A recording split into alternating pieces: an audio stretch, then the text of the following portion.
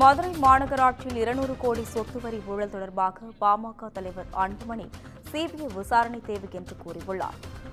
ஊழல் தொடர்பாக சிபிஐ விசாரணை நடத்த உத்தரவிட வேண்டும் என்று அன்புமணி வலியுறுத்தியுள்ளார். இதுகுறித்து கூடுதல் விவரங்களை வழங்குவதற்காக செய்தியாளர் அருண் இணைப்பில் உள்ளார். வணக்கம் அருண், இதுகுறித்த விவரங்களை பகிரலாம். அஸ்வினி, மதுரை மாநகராட்சியில் 200 கோடி ரூபாய் சொத்து வரி ஊழல் தொடர்பாக சிபிஐ விசாரணை வேண்டும் என அதற்கு தமிழக அரசு ஆணையிட வேண்டும் என்று டாக்டர் அன்புமணி ராமதாஸ் தனது ட்விட்டர் பக்கத்தில் ஒரு பதிவை பதிவிட்டிருக்கிறார். மதுரை மாநகராட்சியில் கட்டிடங்களுக்கு சொத்து வரியை நிர்ணயம் செய்வதில் ரூபாய் 200 கோடி ரூபாய் அளவுக்கு ஊழல் நடந்திருப்பதாக செய்திகள் வெளியே இருப்பது அதிர்ச்சி அளிக்கிறது என்றும், தமிழ்நாட்டை அதிர வைக்கக்கூடிய இந்த ஊழல் குறித்து விசாரணை நடத்த வேண்டிய தமிழக அரசு அதை மூடி மறைக்கும் முயற்சியில் ஈடுபட்டிருப்பது கண்டிக்கத்தக்கது என்றும் அந்த கண்டன அறிக்கையில் அவர் வெளியிட்டிருக்கிறார். மேலும் மதுரை மாநகராட்சியை பொறுத்தவரை 2 மற்றும் 3, 4, 5 ஆகிய 4 மண்டலங்களில் உள்ள நூற்றுக்கணக்கான கட்டிடங்களுக்கு சொத்து வரியை குறைத்து நிர்ணயித்திருப்பதாக குற்றச்சாட்டுகள் எழுந்திருப்பது, இதனால் மதுரை மாநகராட்சிக்கு வர வேண்டிய 200 கோடி ரூபாய் அளவுக்கு மேல் வருவாய் இழப்பு ஏற்பட்டிருப்பதாகவும், இதைத் தொடர்ந்து திமுகவை சேர்ந்த மதுரை மாநகராட்சியினுடைய மண்டல தலைவராக இருக்கக்கூடிய சரவண புவனேஸ்வரி மற்றும் முகேஷ் சர்மா, பாண்டிச்செல்வி, சிவிதா மற்றும் நிலைக்குழு தலைவர்களான நகர அமைப்பு மூவேந்திரன்,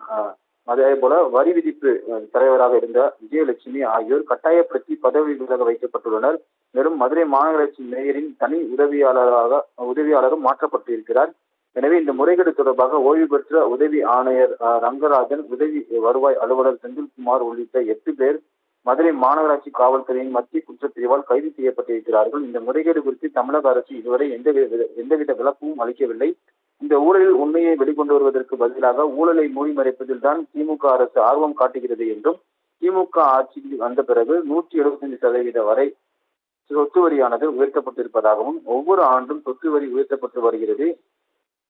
இந்த நிலையில் தான் அப்பாவி மக்களிடம் சுரண்டி எடுக்கக்கூடிய திமுக அரசு பணக்காரர்களிடம் கோடிக்கணக்கில் கையூட்டு வாங்கிக் கொண்டு இந்த சொத்து வரியை குறைத்து நிர்ணயம் செய்திருப்பது என்பது மக்களுக்கு இழைக்கப்படக்கூடிய துரோகம் என்பது மட்டுமின்றி மன்னிக்க முடியாத ஒரு குற்றம் என்றும் அவருக்கு அந்த கருத்தை பதிவிட்டிருக்கிறார். மேலும் மதுரை மாநகராட்சியை பொறுத்தவரை சொத்து வரி ஊழலை திமுக அரசின் கட்டுப்பாட்டில் உள்ள மதுரை மாநகர காவல்துறை விசாரித்தால் குற்றவாளிகள் தப்ப வைக்கப்பட்டு விடுவார்கள் என்றும், எனவே இந்த வழக்கை சிபிஐ விசாரணைக்கு மாற்ற வேண்டும் என்றும், மதுரை மாநகராட்சியை கலைக்க வேண்டும் என்றும் வலியுறுத்துகிறேன் என தமிழக முதல்வருக்கு ஒரு தனது ட்விட்டர் வாயிலாக ஒரு கருத்தை பதிவிட்டிருக்கிறார் அன்புமணி ராமதாஸ்.